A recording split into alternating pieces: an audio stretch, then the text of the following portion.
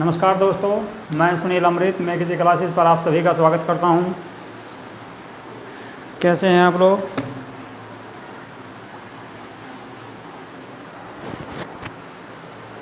जैसा कि हम सब आप जानते हैं,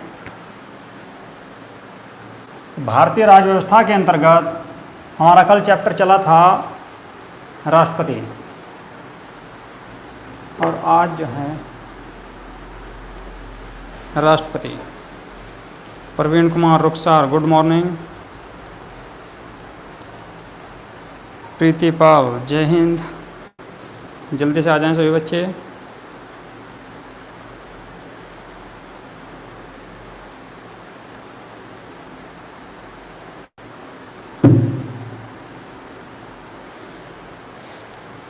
कल हमने राष्ट्रपति पढ़ा था, तो राष्ट्रपति का वर्णन भारतीय संविधान के किस अनुच्छेद में किया गया है?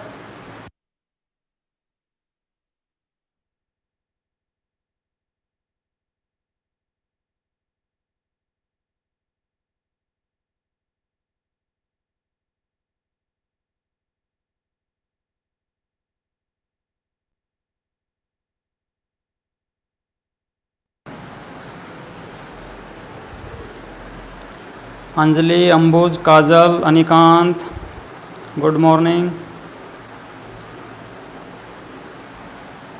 राष्ट्रपति का जो वर्णन किया गया है, जो कौन से अनुच्छेद के अंतर्गत है? अनुच्छेद 52। ठीक है। इसके बाद जो है अनुच्छेद 53 में किसका वर्णन है? मैंने कल बताया था आपको कि अनुच्छेद 53, अभिषेक बंसल, गुड मॉर्निंग। अनुच्छेद 53 में जो राष्ट्रपति से ही संबंधित है, अनुच्छेद 52 में राष्ट्रपति का वर्णन, अनुच्छेद 53 में है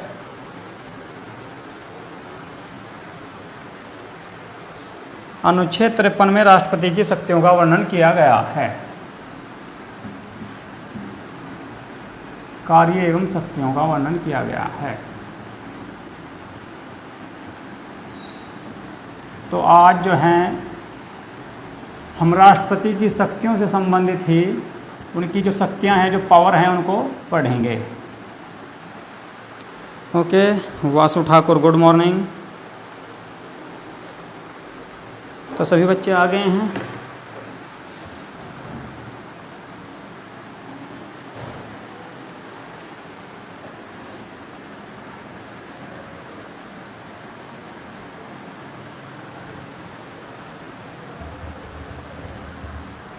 आपकी इंडियन पॉलिटी, भारतीय राज्य व्यवस्था की जितनी वीडियो थी, सब जो है यूट्यूब पर अवेलेबल है, आप उनको देख सकते हैं जाकर।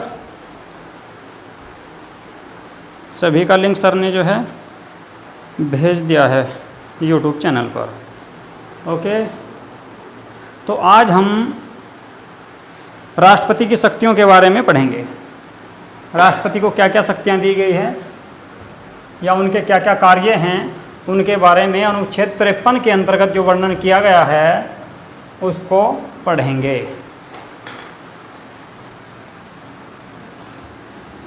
एक मैंने आपको बताया था कल अनुच्छेद 61। अनुच्छेद 61 में किसका वर्णन है? अनुच्छेद 61 में किसका वर्णन किया गया है?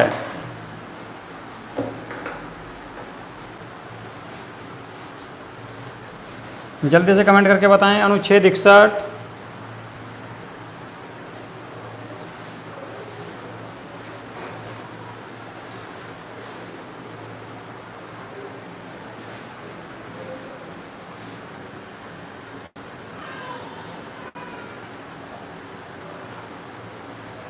राहुल पाल, गुड मॉर्निंग।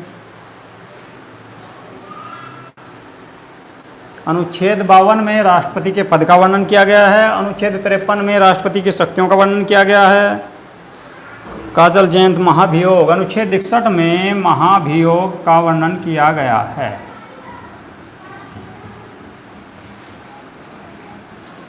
महाभियोग का वर्णन किया गया है। एक बच्चे ने कल कमेंट करके पूछा था कि राष्ट्रपति को कैसे हटाया जाता, तो महाभियोग के द्वारा हटाया जाता है, राष्ट्रपति पर महाभियोग लगाया जाता है और उसी के द्वारा उनको हटाया जाता है। ओके, और 2/3 बहुमत के साथ राज्यसभा या लोकसभा दोनों में से किसी भी सदन में प्रस्ताव लाया जाता है उनको हटाने संबंधी। Jyotipal, good morning. ओके, तो आज राष्ट्रपति की शक्तियों के बारे में पढ़ेंगे जो आपका अनुच्छेद 53 के अंतर्गत है। जो बच्चे आज नए जुड़े हैं उन्होंने राष्ट्रपति वाला जो चैप्टर नहीं देखा है, वे पीछे जो है वीडियो है उसकी यूट्यूब चैनल पर अवेलेबल है, वहाँ से देख सकते हैं। ओके, अनुच्छेद 61 में महाभियोग का वर्णन किया गया है। राहुल पाल, हाँ जी। इसके बाद अनुच्छेद 53,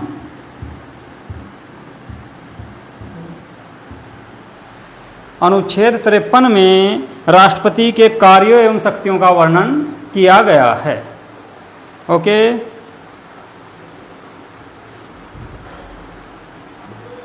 तो देखिए भारत के जो राष्ट्रपति हैं वो अपनी शक्तियों का प्रयोग, भारत के राष्ट्रपति अपनी शक्तियों का प्रयोग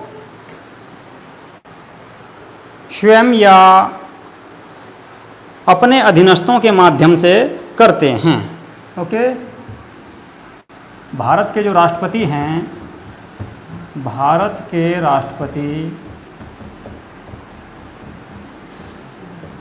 अपनी शक्तियों का प्रयोग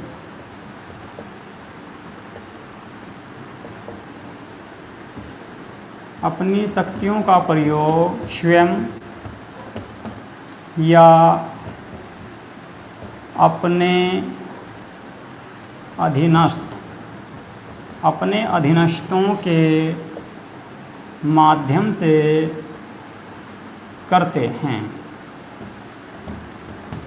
अर्थात भारत के जो राष्ट्रपति हैं अपनी सभी पावर शक्तियों का प्रयोग वे मंत्रिमंडल या प्रधानमंत्री के माध्यम से करते हैं। भारत के जो राष्ट्रपति हैं वे अपनी शक्तियों का प्रयोग मंत्रिमंडल या प्रधानमंत्री के माध्यम से करते हैं। ओके, मंत्रिमंडल का वर्णन कौन से अनुच्छेद में किया गया है? जल्दी से कमेंट करके बताएं बच्चे। मंत्रिमंडल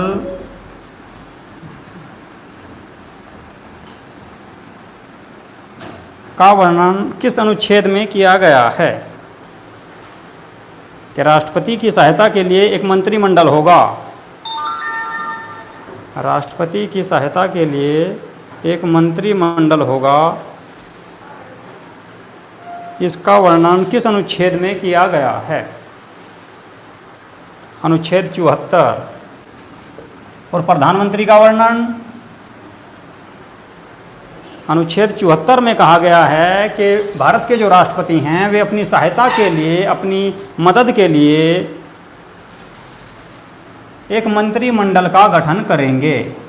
ठीक है, तो ये आपका किस अनुच्छेद में कहा गया? अनुच्छेद 74 में। इसके बाद जो प्रधानमंत्री हैं, प्रधानमंत्री का वर्णन अनुच्छेद राहुल पाल 75 में किया गया है। Sarika Chaudhary, good morning. अनुच्छेद 75 में प्रधानमंत्री का वर्णन किया गया है कि जो मंत्रिमंडल है उसके जो वास्तविक प्रमुख होंगे वे प्रधानमंत्री होंगे। ओके, तो राष्ट्रपति जो हैं अपनी शक्तियों का प्रयोग मंत्रिमंडल या प्रधानमंत्री के माध्यम से करेंगे। अब कौन कौन सी शक्तियां हैं राष्ट्रपति की, क्या क्या उनको पावर है, उनके बारे में बात करते हैं।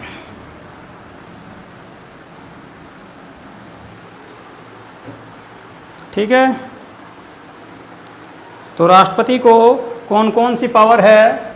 नंबर 1 राष्ट्रपति की शक्तियां, नंबर 1 ले लीजिए, ए भी करके लिख लेते हैं। ए, कार्यपालिका शक्ति।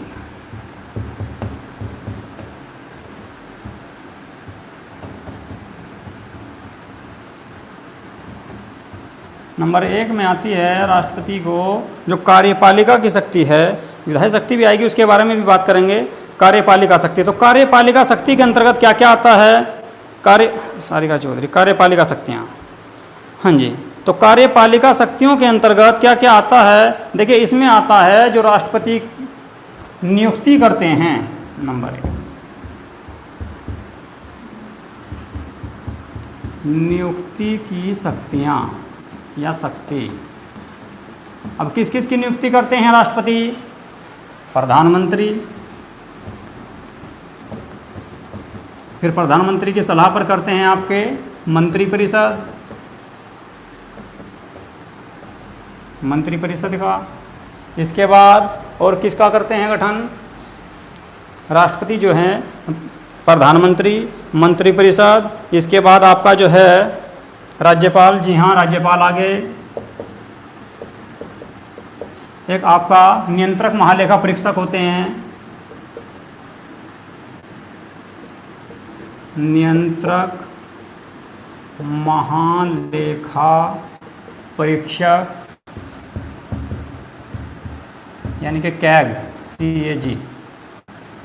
और राज्यपाल हो गए, नियंत्रक महालेखा परीक्षक हो गए। आपका एक हैं आपके जो चुनाव आयोग है, चुनाव आयुक्त, उनकी नियुक्ति करते हैं। एक आपके जो है वित्त आयोग, वित्त आयोग या वित्त आयुक्त कह सकते हैं।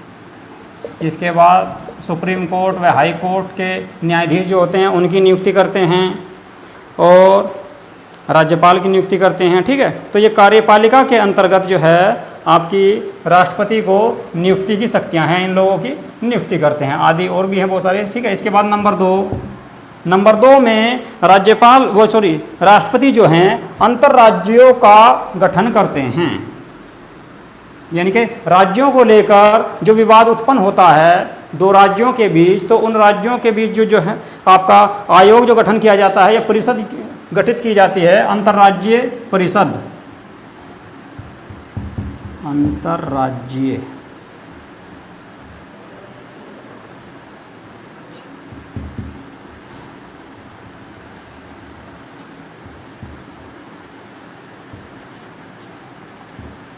अंतर्राज्यीय परिषद का गठन करते हैं।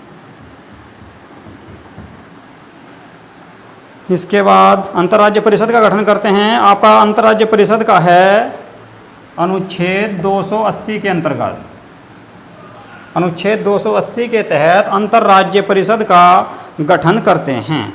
ओके, सॉरी 263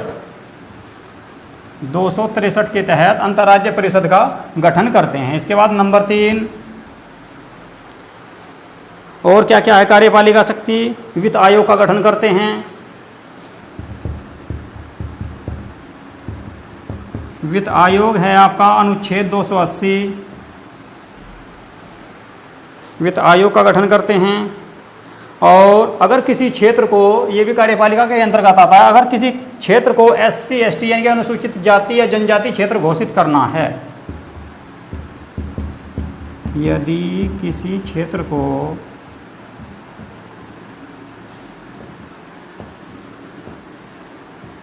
अनुसूचित, यदि किसी क्षेत्र को अनुसूचित या यदि किसी क्षेत्र को अनुसूचित क्षेत्र घोषित करना है, अनुसूचित क्षेत्र घोषित करना है, तो ये भी आपके राष्ट्रपति ही करते हैं। इसके बाद एक आपका कार्यपालिका के अंतर्गत आता है SC ST आयोग जो होता है, SC ST OBC, SC ST और OBC आयोग जो होता है उसका गठन भी राष्ट्रपति ही करते हैं। तो SC आयोग का गठन किस अनुच्छेद के तहत किया जाता है?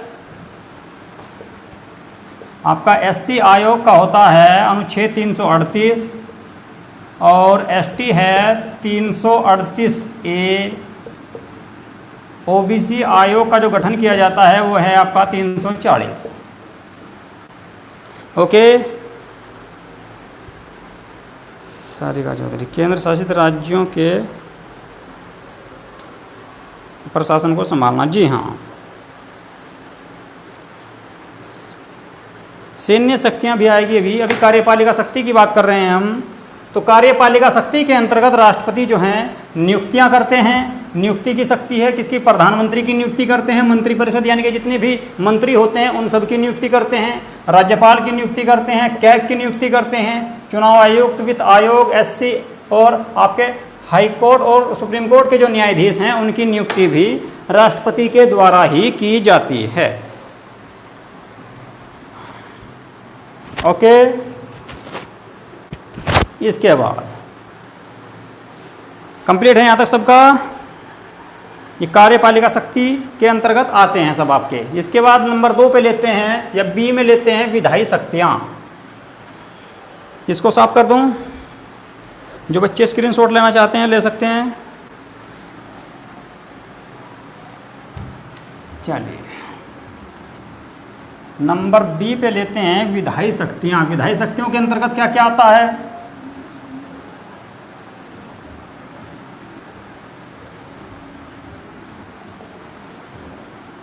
देखिए राष्ट्रपति को जो है 7 से 8 प्रकार की शक्तियां हैं जिनके बारे में हम डिटेल में पढ़ने वाले हैं। नंबर 1 में आपका हो गया ए कार्यपालिका शक्ति, नंबर बी में ले लो विधायी शक्तियां।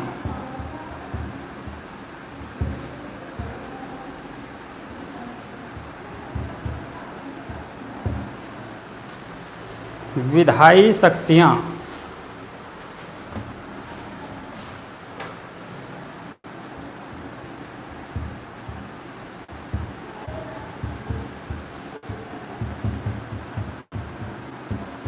विधायी शक्तियों के अंतर्गत कौन कौन सी शक्तियां आती है जो राष्ट्रपति को प्राप्त है? विधायी शक्तियों के अंतर्गत विधेयक या बिल जो होते हैं, विधायी शक्तियों के अंतर्गत विधेयक या बिल जो होते हैं उनकी शक्तियों से संबंधित है। ओके, जैसे कि नंबर 1 संसद की बैठक बुलाना। हाँ जी, देखिए विधायी से है सारिका चौधरी, संसद की बैठक बुला सकते हैं, वो आएगा आपका। वो जो संसद की बैठक जो बुला सकते हैं, हाँ जी संसद की बैठक बुला सकते हैं, सत्रावसान भी कर सकते हैं, वो भी इसी के अंतर्गत है। देखिए इसमें जो है कोई भी बिल विधायी शक्ति के अंतर्गत कोई भी बिल राष्ट्रपति के हस्ताक्षर यानी कि साइन के बाद, हस्ताक्षर के बाद ही सदन में रखा जाता है।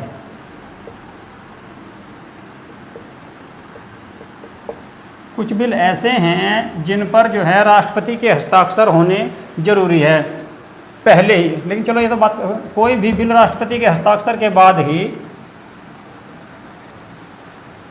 पास होता है, ऐसा लिख सकते हैं, पास होता है। ओके, कोई भी बिल जो है वो राष्ट्रपति के हस्ताक्षर से ही पास होता है, अंत में उसके हस्ताक्षर करने जरूरी है। लेकिन कुछ बिल ऐसे हैं जिन पर पहले हस्ताक्षर कराए जाते हैं। तो पहले हस्ताक्षर वाले कौन कौन से बिल हैं कि जिन पे शुरू में ही हस्ताक्षर कराने जरूरी हैं और उसी के बाद वे आपके सदन में रखे जाएंगे।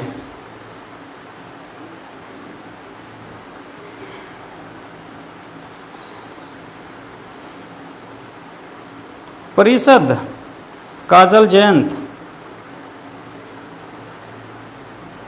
विधेयक क्या होता है?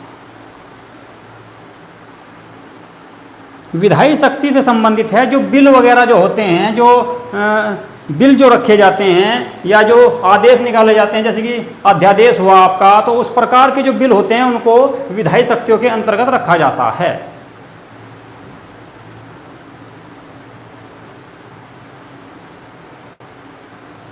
जो विधेयक संबंधी जो बिल होते हैं, विधेयक या बिल या कानून, उनको जो है विधायी कहते हैं, यानी कि उनको विधायी शक्तियां कहते हैं। विधि से संबंधित जो शक्तियां होती हैं उनको विधायी शक्तियां कहते हैं। निखिल कुमार, काजल जयंत, विधेयक या बिल संबंधी जो शक्तियां होती हैं उनको विधेयी शक्तियां कहते हैं। ओके,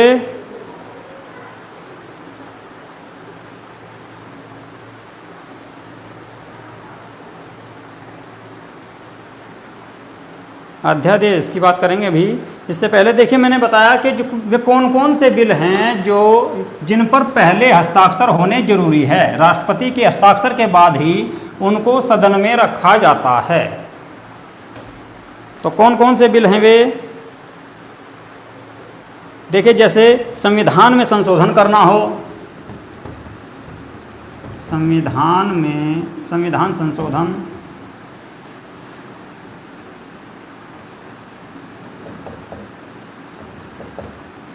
इसके बाद आपने सुना होगा धन विधेयक,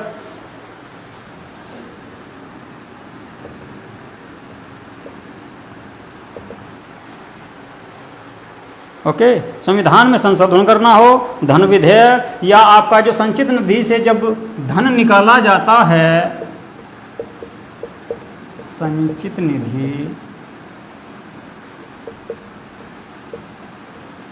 से धन निकालने संबंधी बिल, धन निकालने संबंधी बिल, ये इस प्रकार के बिल हैं। धन विधेयक, संविधान में संशोधन करना हो या संचित निधि से धन निकालना हो, तो इस प्रकार के जो बिल हैं आपके, उन पर पहले ही हस्ताक्षर करने पड़ते हैं। राष्ट्रपति के हस्ताक्षर के बाद ही संविधान में संशोधन की प्रक्रिया शुरू होती है, या धन विधेयक लाया जाता है, या संचित निधि से धन निकालने संबंधी जो बिल होते हैं, जो प्रक्रिया होती है, उसको पूरा किया जाता है। लेकिन उनके लिए सबसे पहले राष्ट्रपति के हस्ताक्षर होने जरूरी है। ओके, और इसके अलावा जितने भी बिल हैं उन सब पर बाद में हस्ताक्षर कर सकते हैं राष्ट्रपति, पहले भी कर सकते हैं, बाद में भी कर सकते हैं। लेकिन ये ऐसे बिल हैं, या तो संविधान संशोधन करना हो, या आपका धन विधेयक हो, या फिर आपका संचित निधि से धन निकालने संबंधी बिल हो, तो इन बिलों पर सबसे पहले राष्ट्रपति की अनुमति आवश्यक है। ओके, यहाँ तक क्लियर है सबका? चलो जी, ये नंबर 1 में आ गया आपका। इसके बाद नंबर 2 में आपने सुना होगा अध्यादेश। कौन से अनुच्छेद में है?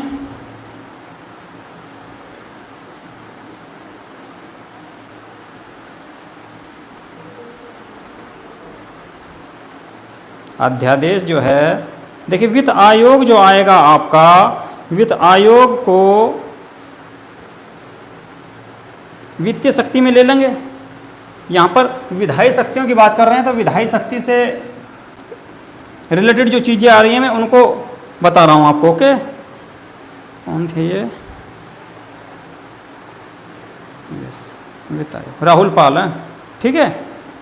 उसको जो है हम वित्तीय शक्ति की बात करेंगे। अभी हम जो है विधायी शक्तियों की बात कर रहे हैं, यानी कि जो विधेयक वगैरह होते हैं, जो बिल वगैरह लाए जाते हैं, उनकी बात कर रहे हैं, ठीक है। अध्यादेश क्या होता है? अध्यादेश के बारे में बात करते हैं। देखो मैंने बताया कि आपका जो है अध्यादेश की शक्ति है आपके राष्ट्रपति को। किस अनुच्छेद के तहत? अनुच्छेद 123। ओके, अब अध्यादेश क्या है निखिल कुमार? देखिए, जब संसद की बैठक ना चल रही हो, जब संसद की बैठक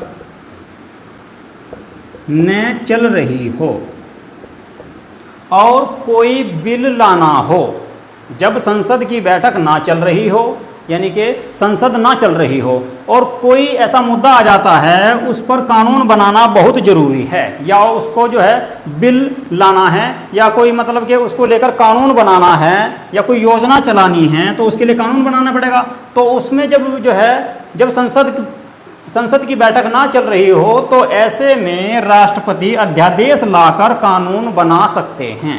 जब संसद की बैठक ना चल रही हो, तो ऐसे में राष्ट्रपति को पावर है कि वे अनुच्छेद 123 के तहत अध्यादेश ला सकते हैं और अध्यादेश लाकर कोई भी कानून बना सकते हैं।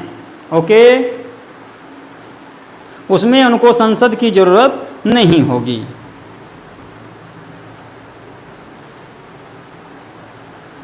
ओके, अध्यादेश को लेकर किसी को डाउट है कोई?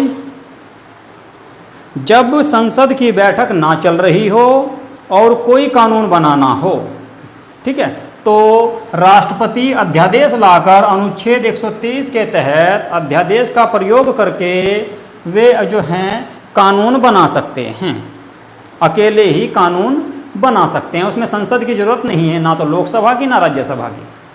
जब संसद ना चल रही हो, यानी कि लोकसभा राज्यसभा की बैठकें ना चल रही हो और कोई कानून लाना जरूरी हो, आवश्यक हो, देश हित के लिए या समाज हित के लिए कोई भी कार्य करना जरूरी हो, उसके लिए बिल वगैरह लाना पड़ता है, कानून बनाना पड़ता है, तो उस प्रकार का बिल राष्ट्रपति अकेले ही ला सकते हैं। ये पावर दी गई है उनको अध्यादेश के जरिए। दोनों सदन एक साथ संसद में होते हैं? हाँ जी, संसद में दोनों सदन जो है आपके लोकसभा और राज्यसभा जो है, लोकसभा व राज्यसभा दोनों से मिलके ही तो संसद बनती है, और दोनों से मिलके ही संसद बनती है। और तीसरे आपके राष्ट्रपति भी होते हैं, इसमें तो संसद बोलते हैं इसको, ठीक है। तो दोनों ही संसद में होते हैं और दोनों की ही बैठक चलती है, लेकिन दोनों के रूम अलग अलग हैं। ये नहीं है कि दोनों जो है एक साथ तो जब बैठते हैं, जब संयुक्त अधिवेशन होता है, एक साथ जब बैठती हैं दोनों सभाएं, लोकसभा और आपकी राज्यसभा एक साथ जब बैठती है, ऐसी स्थिति में बैठती हैं जब उनका संयुक्त अधिवेशन कराया गया हो, यानी कि कोई बिल अगर दोनों सदनों में अलग अलग पास नहीं हो रहा, तो ऐसे में संयुक्त अधिवेशन बुलाया जाता है। तो उसमें दोनों एक ही जगह बैठते हैं, लेकिन ऐसे में जो है वैसे संसद में दोनों के लिए अलग अलग रूम हैं, अलग अलग व्यवस्था की गई है। ओके, वंशज गर्ग,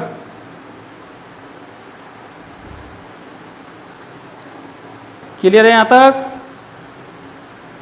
ठीक है। तो विधायी शक्ति के अंतर्गत नंबर 2 पे आती है आपकी अध्यादेश की शक्ति। राष्ट्रपति को अध्यादेश की शक्ति है। इसके बाद और क्या है? संसद को संबोधित करना, ये भी आपका विधायी शक्ति के अंतर्गत ही आता है। संसद को संबोधित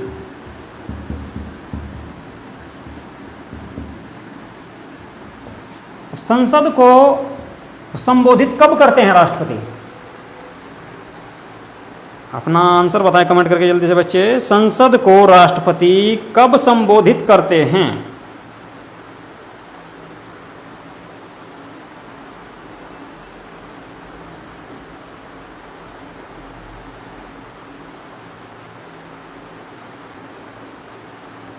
देखिए, राष्ट्रपति संसद को संबोधित जब करते हैं जब लोकसभा का चुनाव होता है, और लोकसभा के चुनाव के बाद जब पहली बैठक होती है, लोकसभा का चुनाव जब होता है, नई सरकार चुनी जाती है, और उसमें जब लोकसभा का चुनाव होता है, लोकसभा की जो पहली बैठक होती है उसको संबोधित करते हैं कौन? राष्ट्रपति। तो संसद को उस टाइम पे संबोधित करना कहलाता है। तो उस वक्त जो है, हाँ जी, सारे का चौधरी, नए चुनाव के बाद जब लोकसभा जो है, जब लोकसभा में चुनाव होता है और चुनाव के बाद जो पहली बैठक होती है उसको राष्ट्रपति संबोधित करते हैं। इसके बाद प्रत्येक वर्ष जो वित्तीय वर्ष जो होता है,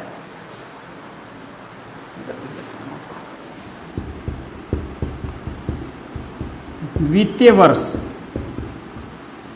वर्ष की जो पहली बैठक होती है प्रत्येक वर्ष, तो उसको भी संबोधित राष्ट्रपति करते हैं।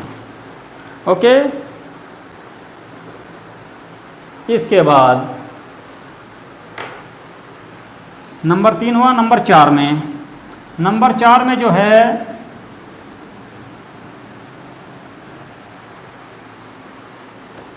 राष्ट्रपति और क्या करे, और क्या क्या कार्य करते हैं?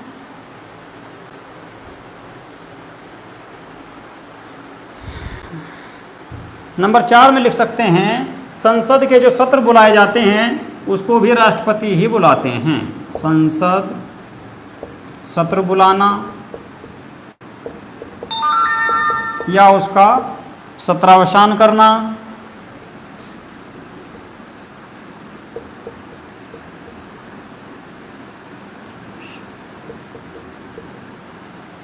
ओके, संसद की जो बैठक होती है या सत्र होता है, संसद के सत्र को बुलाते हैं या बैठक को बुलाते हैं।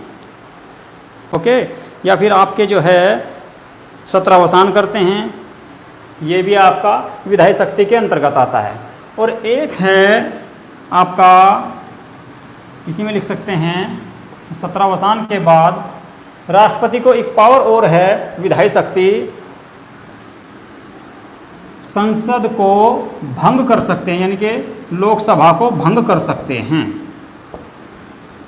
लोकसभा को भंग कर सकते हैं, भंग करना, लोकसभा को भंग करने का कार्य, ये जो पावर है ये भी आपकी विधायी शक्ति के अंतर्गत आती है और राष्ट्रपति को, या ये भी राष्ट्रपति को ही प्राप्त है। किस लिए बुलाते हैं? निखिल कुमार, देखिए जो सत्र बुलाते हैं, संसद जो सत्र बुलाती है किसी भी मुद्दे पर, जो शुरुआत में होती है, आपने देखा होगा तो सत्र आपके 3 सत्र आते हैं।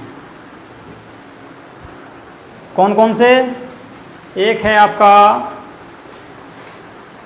शीतकालीन सत्र, ठीक है, एक आपका ग्रीष्मकालीन सत्र और एक आता है मानसून सत्र। तो ये 3 सत्र जो हैं राष्ट्रपति के द्वारा बुलाए जाते हैं, और इन तीनों को बुलाने का कार्य भी राष्ट्रपति का ही है, और इन तीनों को सत्रावसान यानी कि उनको समाप्त करने का पावर भी राष्ट्रपति को ही है।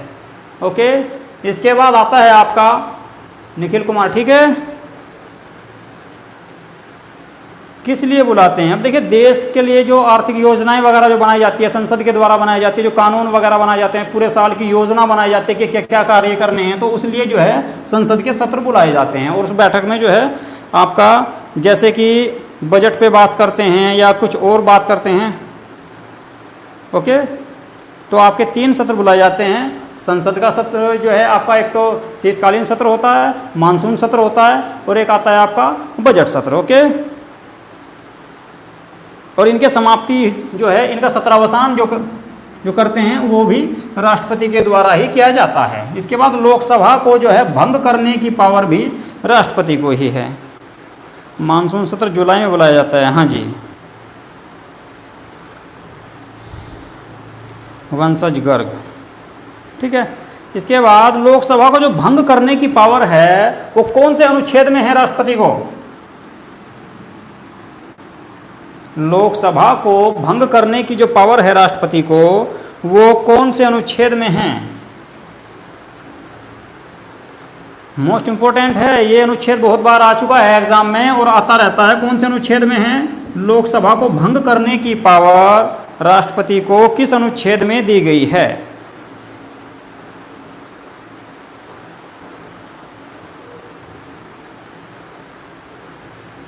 बता सकते हैं बच्चे?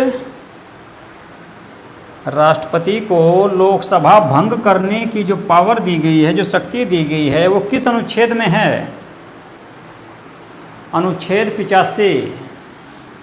मोस्ट इंपॉर्टेंट है अनुच्छेद 85, जैसे कि 61 है, 61, 74, 75, 85, ठीक है। ये कुछ ऐसे अनुच्छेद हैं, 105, जो बहुत ज़्यादा मोस्ट इंपॉर्टेंट है, ठीक है। तो अनुच्छेद 85 के तहत राष्ट्रपति लोकसभा को भंग कर सकते हैं। ओके, यहाँ तक क्लियर हुआ? नंबर 3 पर चलते हैं। विधायी शक्ति के बाद बात करते हैं वित्तीय शक्ति की। बी के बाद सी। वित्तीय शक्तियों के अंतर्गत क्या क्या पावर आती है राष्ट्रपति को? वित्तीय शक्तियों के अंतर्गत क्या क्या पावर प्राप्त हैं?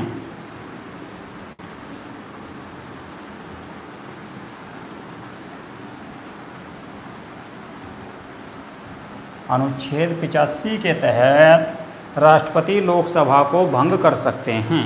ओके, इसके बाद बात करते हैं, बी हो गया नंबर सी। सी में आएगा आपका वित्तीय शक्तियाँ, यानी कि वित्त से संबंधित, धन से संबंधित क्या क्या शक्तियाँ प्राप्त है राष्ट्रपति को।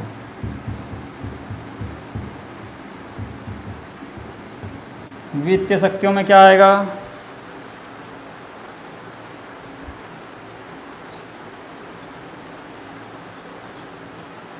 केंद्रीय बजट को संसद के समक्ष देखो, पैसे से जुड़ी हुए जितने भी बिल हैं, पैसे या धन से जुड़े हुए जितने भी बिल हैं,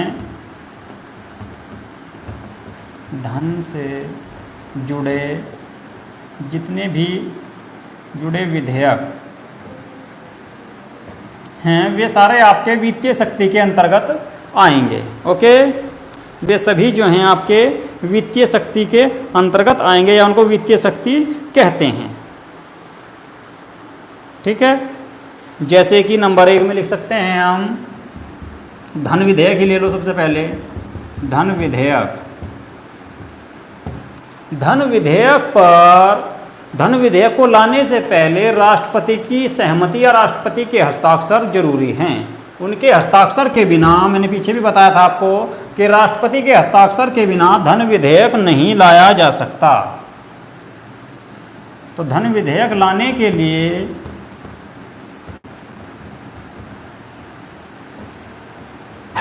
राष्ट्रपति की सहमति आवश्यक है। धन विधेयक लाने के लिए राष्ट्रपति की सहमति आवश्यक है। बिना राष्ट्रपति के हस्ताक्षर के धन विधेयक नहीं लाया जा सकता। ओके, इसके बाद आकस्मिक निधि पर भी राष्ट्रपति का ही नियंत्रण होता है।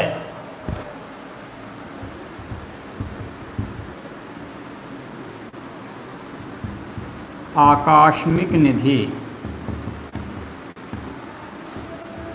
पर भी राष्ट्रपति या मंत्रिपरिषद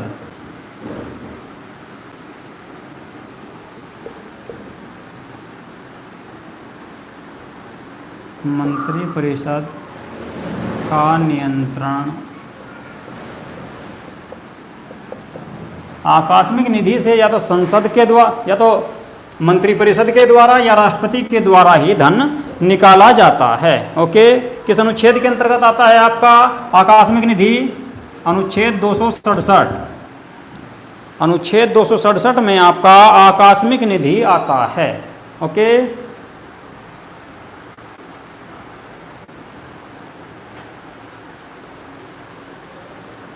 ठीक है, वासु ठाकुर 267, जी हाँ।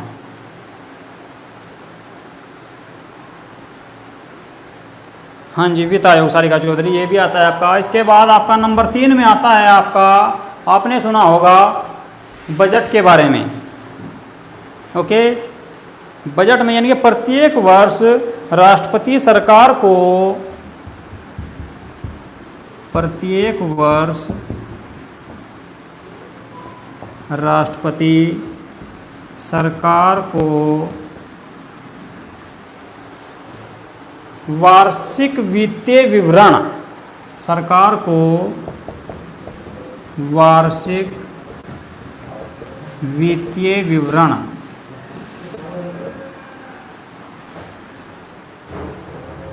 वार्षिक वित्तीय विवरण अर्थात बजट प्रस्तुत करने के लिए कहते हैं। प्रस्तुत करने के लिए कहते हैं।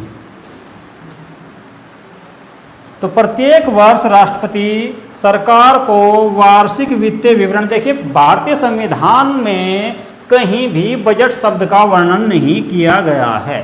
बजट का जो वर्णन किया गया है भारतीय संविधान में वो वार्षिक वित्तीय विवरण के नाम से किया गया है।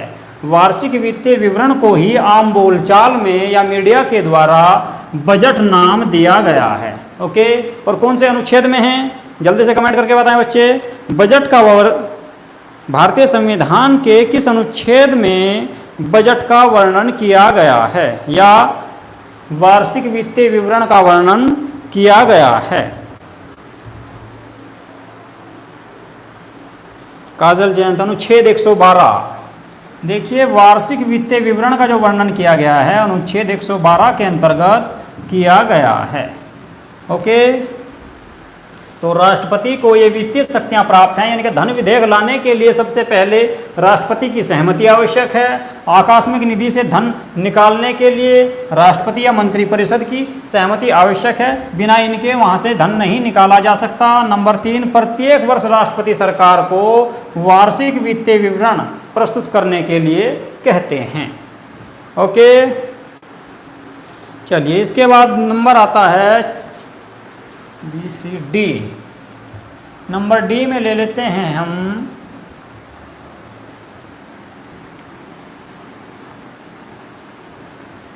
आपकी कौन कौन सी हो गई, कार्यपालिका शक्ति, विधायी शक्ति और वित्तीय शक्ति। इसके बाद लेते हैं न्यायिक शक्ति, डी।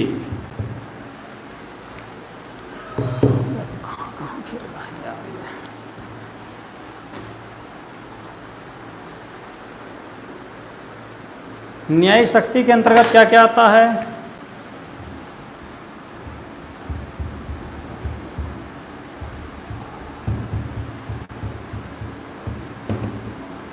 कौन कौन सी न्यायिक शक्ति राष्ट्रपति को प्राप्त है? देखिए, न्यायपालिका से जुड़ी हुई कुछ शक्तियां राष्ट्रपति को दी गई है। न्यायपालिका से जुड़ी हुई कुछ शक्तियां राष्ट्रपति को दी गई हैं। तो वे कौन कौन सी शक्तियां हैं? क्षमादान की शक्ति कौन से अनुच्छेद के अंतर्गत है? काजल जयंत। क्षमादान की शक्ति प्राप्त है राष्ट्रपति को किस अनुच्छेद में है? अनुच्छेद 72। ओके, अनुच्छेद 72 के अंतर्गत, मोस्ट इंपोर्टेंट है ये अनुच्छेद भी, अनुच्छेद 72 के अंतर्गत राष्ट्रपति को क्षमादान की शक्ति प्राप्त है। ओके, इसके बाद सुप्रीम कोर्ट से राष्ट्रपति सलाह ले सकते हैं। नंबर 2 पे आता है सुप्रीम कोर्ट से राष्ट्रपति परामर्श या सलाह ले सकते हैं। यानी कि यदि राष्ट्रपति चाहें किसी भी बिल पर, किसी भी विधेयक पर या किसी भी मुद्दे पर, अगर राष्ट्रपति को समझ में नहीं आ रहा कि इसके बारे में क्या करना चाहिए या संविधान में क्या प्रावधान हैं, तो राष्ट्रपति सुप्रीम कोर्ट से उस मुद्दे के लिए या उस जो है विवाद या कोई बिल के लिए सुप्रीम कोर्ट से सलाह ले सकते हैं। लेकिन इस चीज़ को याद रखना है कि राष्ट्रपति यहाँ पर सलाह मानने के लिए बाध्य नहीं हैं। किस अनुच्छेद में है? अनुच्छेद 143।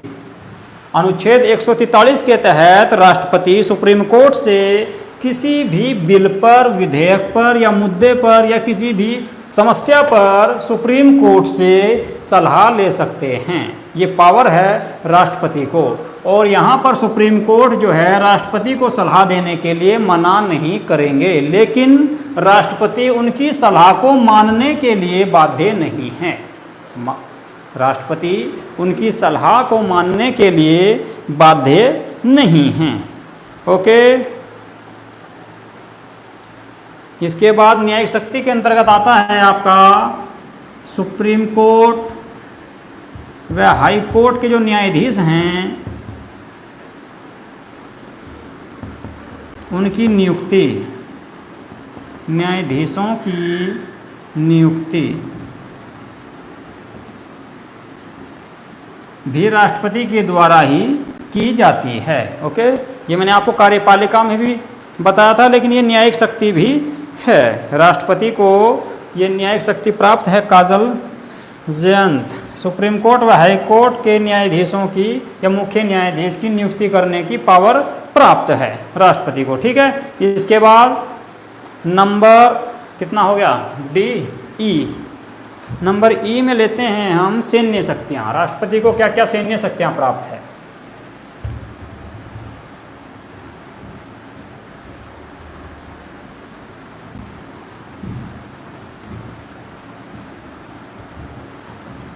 सैन्य शक्तियाँ।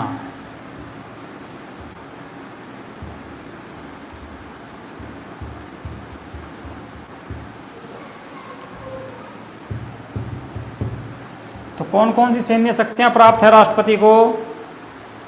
देखिए, राष्ट्रपति जो होते हैं वो तीनों सेनाओं के प्रमुख होते हैं। राष्ट्रपति तीनों सेनाओं, तो कौन कौन सी सेना? थल सेना, जल सेना और वायु सेना।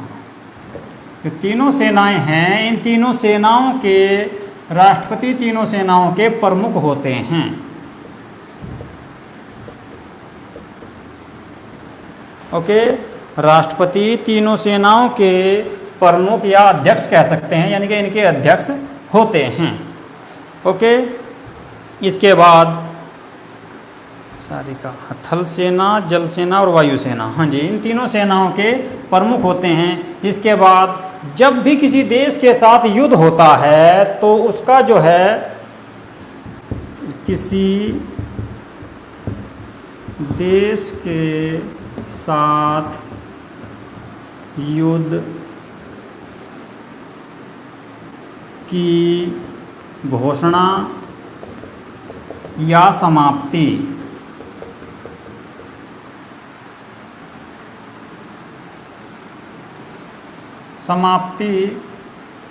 भी राष्ट्रपति के द्वारा ही की जाती है।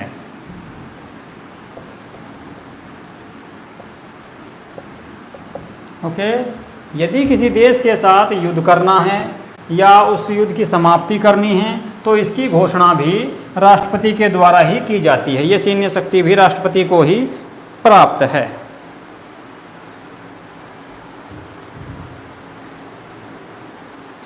संसद की अनुमति के अनुसार, हाँ जी, सर्वोच्च बलोच सेनापति की नियुक्ति राहुल पाल। देखिए, जो सैन्य शक्ति के अंतर्गत है आपका थल सेना, जल सेना और वायु सेना, जो इसके अध्यक्ष जो होते हैं वे भी आपके राष्ट्रपति ही होते हैं। ओके, ठीक है, तो ये राष्ट्रपति को जो हैं सैन्य शक्तियाँ प्राप्त हैं। इसके बाद बात करते हैं आपका आपात शक्ति प्राप्त है राष्ट्रपति को। कौन कौन सी?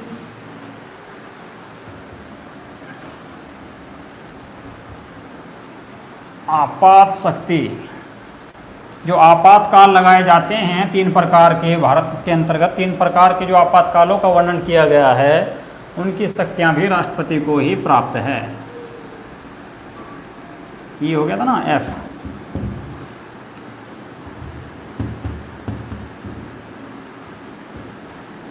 आपातकालीन शक्ति,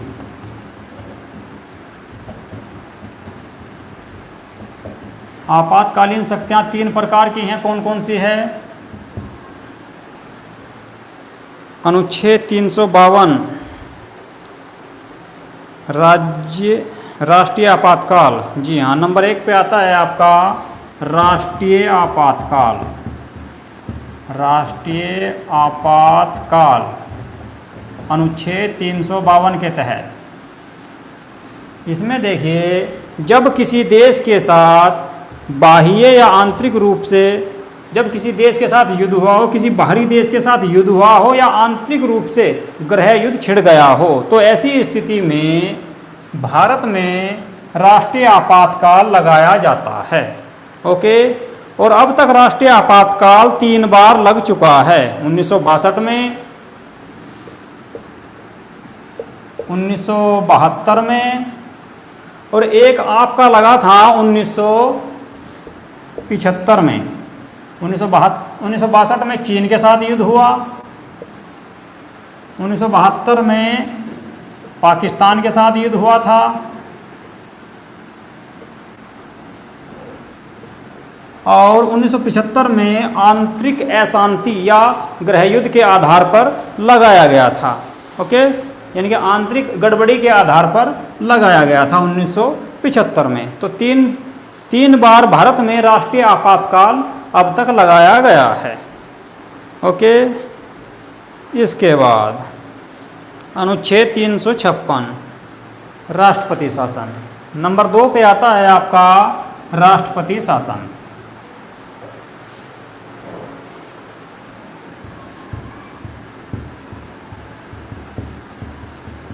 राष्ट्रपति शासन कब लगाया जाता है?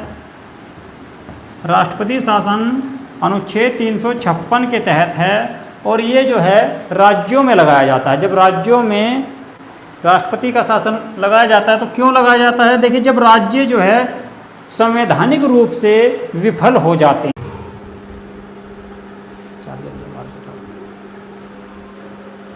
वित्तीय आपातकाल अब चल गई ना।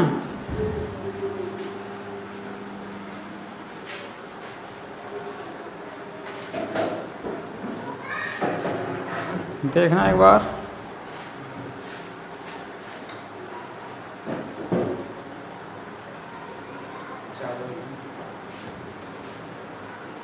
ऑफिस में होगा।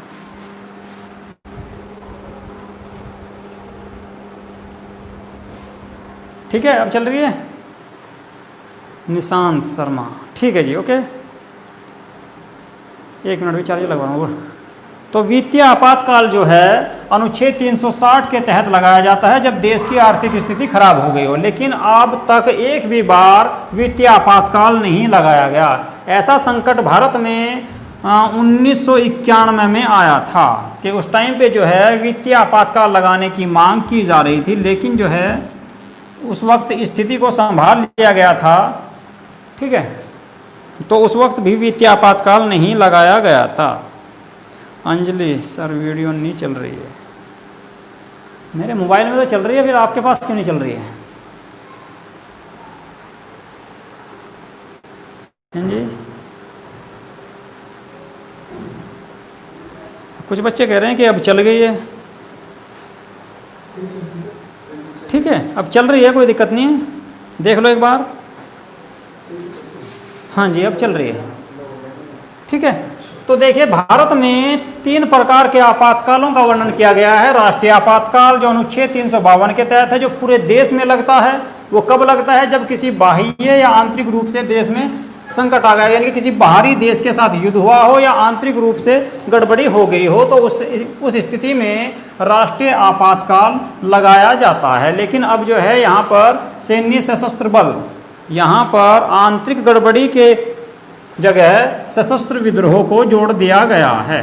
सशस्त्र विद्रोह यानी कि अगर सेना विद्रोह करती है तो ऐसी स्थिति में राष्ट्रीय आपातकाल लगाया जा सकता है। ऐसी स्थिति में भी राष्ट्रीय आपातकाल लगाया जा सकता है। इसके बाद राष्ट्रपति शासन, जब राज्य को चलाने में सक्षम न हों या वे संवैधानिक रूप से विफल हो गए हों या वहाँ पर किसी भी पार्टी को पूर्ण बहुमत ना मिला हो या कुछ दल मिलकर सरकार बनाने की स्थिति में ना हो, तो ऐसी स्थिति में भी अनुच्छेद 356 के तहत राष्ट्रपति शासन लगाया जा सकता है। इसके बाद नंबर 3, तीसरा जो आपातकाल है वित्तीय आपातकाल अनुच्छेद 360 के तहत, जब देश की आर्थिक स्थिति खराब हो गई हो, अर्थात देश में बहुत ज़्यादा आर्थिक संकट आ गया हो, तो ऐसी स्थिति में वित्तीय आपातकाल लगाया जा सकता है।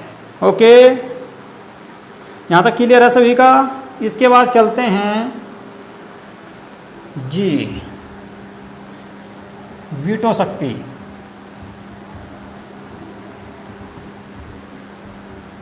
जी में आएगा आपका वीटो शक्ति।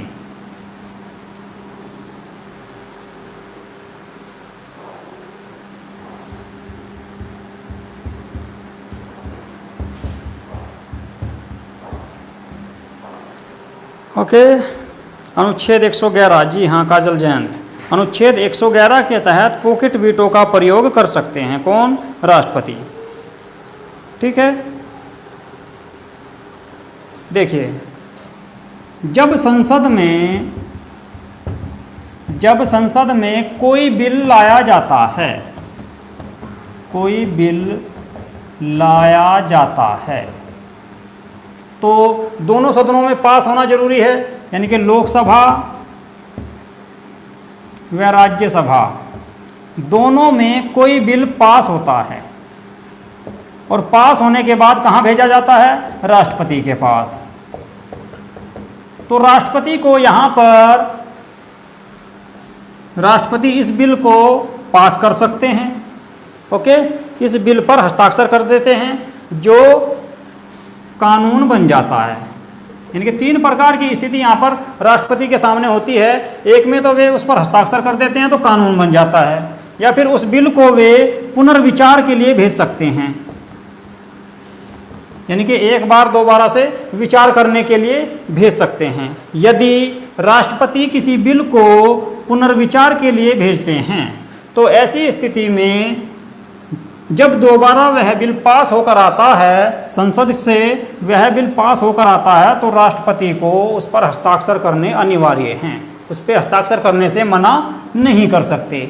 लेकिन ये दूसरी स्थिति हुई आपकी। लेकिन तीसरी स्थिति में जब कोई बिल राज्यसभा, लोकसभा यानी कि संसद से पास होकर आए तो और राष्ट्रपति को लगे कि यह बिल पास नहीं करना चाहिए, तो वे वीटो शक्ति का प्रयोग करके अनुच्छेद 111 के तहत उसको रोक सकते हैं, यानी कि उस बिल को या कानून को रोक सकते हैं। तो उसको जो है पॉकेट वीटो कहते हैं, अर्थात जेब में डाल के अनिश्चित समय के लिए, उसके लिए कोई निश्चित डिसाइड नहीं है कि कितने टाइम के लिए रखना है, उसको वे अनिश्चित समय के लिए रोक कर रख सकते हैं।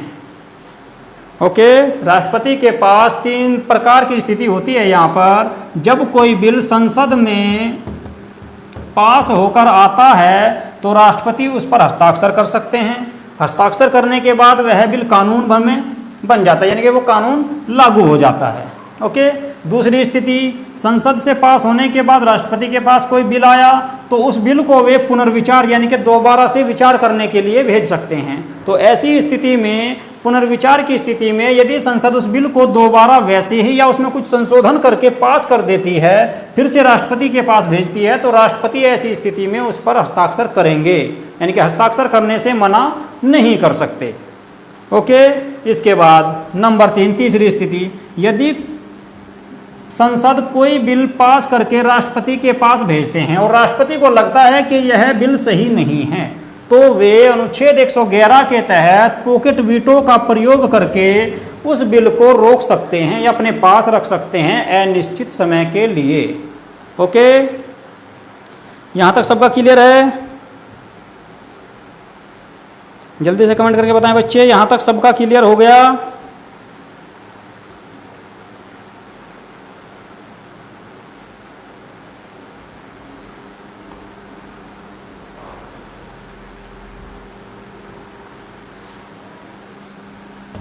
ठीक है, इसके बाद चलते हैं लास्ट की जो पावर है राष्ट्रपति के पास। यस सर, ठीक है, ओके। एक जो अंतिम शक्ति है वो है स्वविवेक शक्ति, यानी कि स्वयं की शक्ति। जो कुछ निर्णय ऐसे हैं जो राष्ट्रपति स्वयं ले सकते हैं। स्वविवेक की शक्ति या स्वविवेक शक्ति। स्वविवेक शक्ति के अंतर्गत क्या आता है? देखिए, जब राष्ट्रपति, यस सर, ठीक है राहुल पाल, जब राष्ट्रपति की सहायता करने के लिए संसद न हो, यानी कि संसद न चल रही हो, तो राष्ट्रपति ऐसी स्थिति में कोई भी निर्णय ले सकते हैं, यानी कि कोई भी कानून या बिल वगैरह अध्यादेश ला सकते हैं। उसको भी आप स्वविवेक की शक्ति के अंतर्गत ही कहेंगे। इसके बाद दूसरा, जब देखिए किसी भी राज्य में या भारत में ही ले लीजिए, भारत में किसी भी पार्टी को पूर्ण बहुमत प्राप्त न हो या किसी भी दल को पूर्ण बहुमत प्राप्त न हो, पूर्ण बहुमत प्राप्त न हो, तो ऐसी स्थिति में राष्ट्रपति किसी भी दल को सरकार बनाने का न्योता दे सकते हैं। ऐसी स्थिति में राष्ट्रपति किसी भी दल को या किसी भी पार्टी को, जो सबसे बड़ा दल होगा, उसको सरकार बनाने के लिए आमंत्रित कर सकते हैं। जैसा कि आपने देखा था राज्य में, महाराष्ट्र में 2019 में जो हुआ था, महाराष्ट्र में पहले बीजेपी को न्योता दिया गया, बीजेपी की सरकार बनी। ठीक है, 2 या 3 दिन के बाद उन्होंने जो है इस्तीफा दे दिया फडणवीस ने, फिर दोबारा से शिवसेना ने जो है अपना बहुमत साबित करने फिर शिवसेना को दिया गया, और आज के टाइम पे वहाँ पर जो है शिवसेना की ही सरकार है। जो शिवसेना का जो गठबंधन है, कांग्रेस और शायद एक पार्टी और है उसके साथ मिलके उनकी सरकार बनाई। यानी कि यहाँ पर राष्ट्रपति जो है किसी भी पार्टी को जिसको उन्हें लग रहा है अपनी मर्जी से, अब देखिए वहाँ पर जो है सबसे बड़ा दल बीजेपी था, और उसके बाद आपका शिवसेना, उसके बाद और पार्टियां थी, शरद पवार की पार्टी थी, उसके बाद कांग्रेस थी। तो सबसे पहले बीजेपी को दिया गया, इसके बाद बीजेपी पूर्ण जो है बीजेपी जो है वहाँ पर बहुमत साबित नहीं कर पाई, उनको लगा कि हम सरकार नहीं बना पाएंगे, तो उसके बाद जो है वहाँ पे शिवसेना को दिया गया। ठीक है, इसके बाद एक जो है एक एग्जाम्पल आपके सामने कर्नाटक है।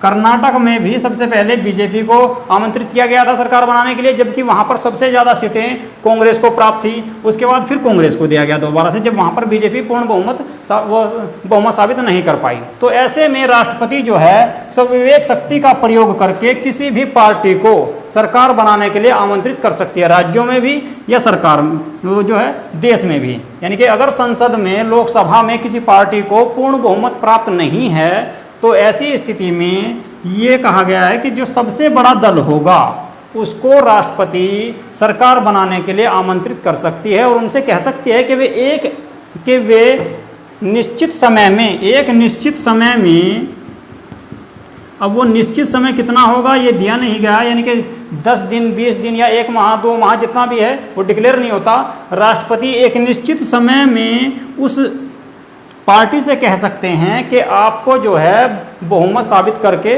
दिखाना होगा, तो तब तक जो है सरकार बना सकते हैं। जैसे कि चौधरी चरण सिंह जी बने थे 1 माह के लिए।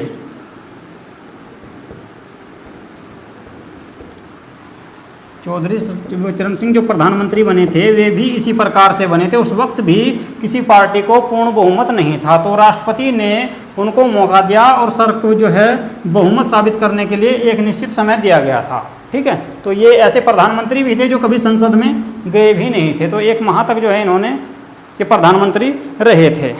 ओके, तो स्वविवेक की शक्ति के अंतर्गत राष्ट्रपति किसी भी पार्टी या दल को सरकार बनाने के लिए आमंत्रित कर सकते हैं जब किसी को स्पष्ट बहुमत न हो, या फिर आपका जो है यदि लोकसभा में कोई सरकार चल रही है और वह अपना बहुमत खो दे, तो ऐसे में भी राष्ट्रपति, मैंने आपको बताया था, अनुच्छेद 85 के तहत लोकसभा को भंग कर सकते हैं, यानी कि सरकार का विघटन कर सकते हैं। ओके, तो ये आपके राष्ट्रपति की शक्तियाँ थी जिनका हमने बारी बारी से अध्ययन किया है। ओके, तो आज का चैप्टर हम यहीं पे समाप्त करते हैं। कल आपका जो है राष्ट्रपति के बाद उपराष्ट्रपति के बारे में पढ़ेंगे, उनकी शक्तियाँ, पावर और जो उनके कार्य हैं उनके बारे में पढ़ेंगे। ठीक है,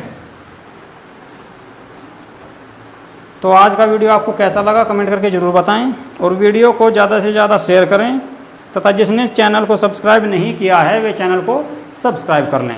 ठीक है, और पॉलिटी की आपकी सभी वीडियो जो है प्लेलिस्ट में डाल दी गई है, आप वहाँ से देख सकते हैं।